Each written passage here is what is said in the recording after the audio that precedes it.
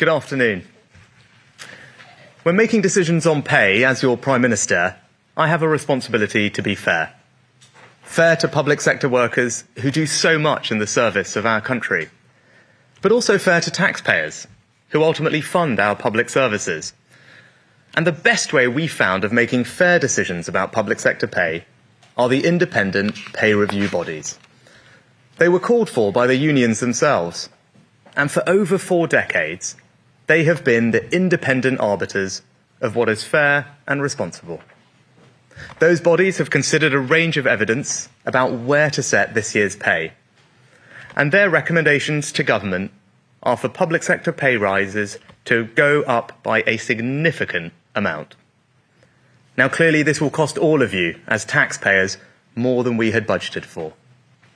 That's why the decision has been difficult and why it has taken time to decide the right course of action. I can confirm today that we are accepting the headline recommendations of the pay review bodies in full. But we will not fund them by borrowing more or increasing your taxes. It would not be right to increase taxes on everyone to pay some people more, particularly when household budgets are so tight. Neither would it be right to pay for them by higher borrowing, because higher borrowing simply makes inflation worse.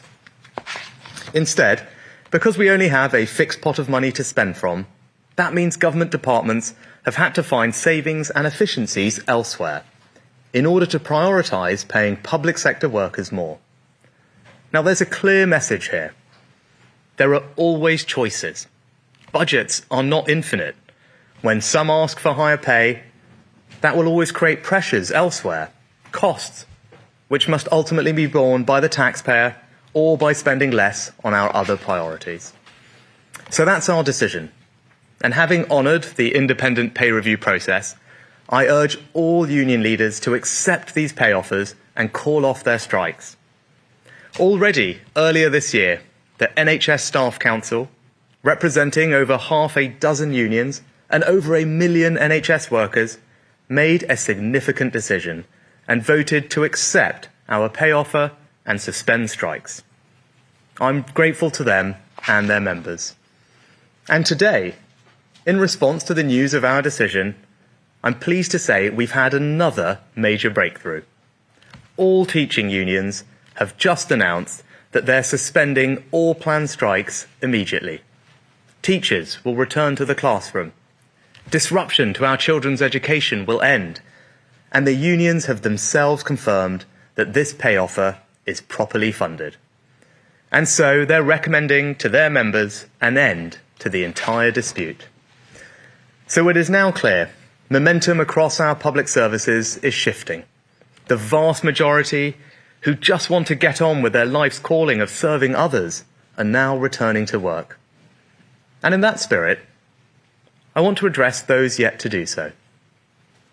Now that we've honoured the independent pay recommendations, I implore you, do the right thing and know when to say yes. In particular, for doctors and consultants, I would say this. We have a national mission for all of us to make the NHS strong again. The government has not only made today's decision on pay, we've backed the NHS with record funding, delivered the first ever fully funded long-term workforce plan, and met the BMA's #1 ask of government with a pensions tax cut worth £1 billion. So we should all ask ourselves, whether union leaders or indeed political leaders, how can it be right to continue disruptive industrial action?